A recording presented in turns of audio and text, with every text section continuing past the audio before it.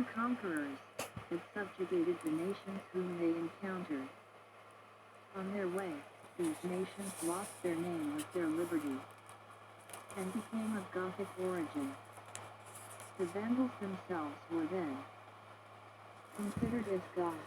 The Heruli, the Japhet, mp4 suffered the same fate. A common origin was thus attributed to tribes who had only been united by the conquest of some dominant nation, and this confusion has given rise to a number of historical errors. G. M. Street. Martin has a learned note to L. E. 261 on the origin of the Vandals. The difficulty appears to be in rejecting the close analogy of the name with the Vendor. Wendish race, who were of Slavonian, not of Slavonian or German origin. M. Street. Martin supposes that the different races spread from the head of the Adriatic to the Baltic, and even the Veneti.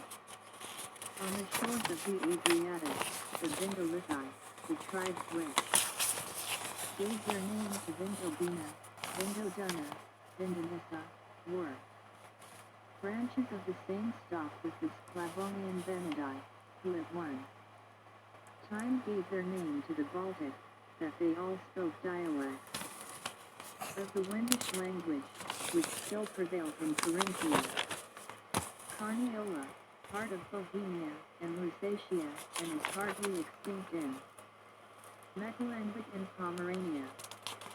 The Vandal race, once so fearfully celebrated in the annals of mankind, has so utterly perished from the face of the earth, that we are not aware that any vestiges of their language can be traced, so as to throw light on the disputed question of their German, their Slavonian, or independent origin.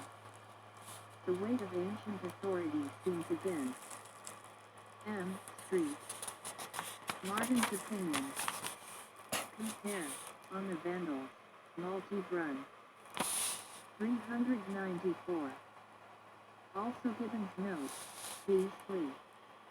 N. 38m. In the age of the Antonines, the Goths were still seated in Prussia. About the reign of Alexander Severus, the Roman province of Dacia had already experienced their proximity by frequent and destructive inroads.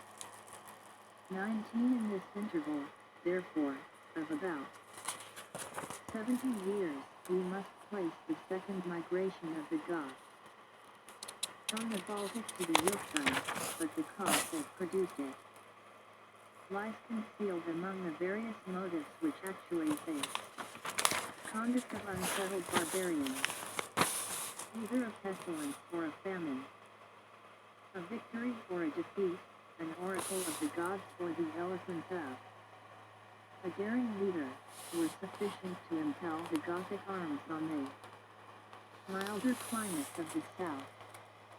Besides the influence of a martial religion, the numbers and spirit of the Goths were equal to the most dangerous adventures. The use of round bucklers and short swords rendered them formidable in a close engagement.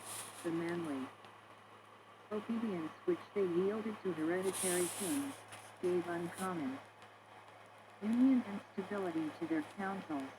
20 and the renowned Amala, the hero of that age, and the 10th ancestor of Theodoric, king of Italy, enforced by the ascendant of personal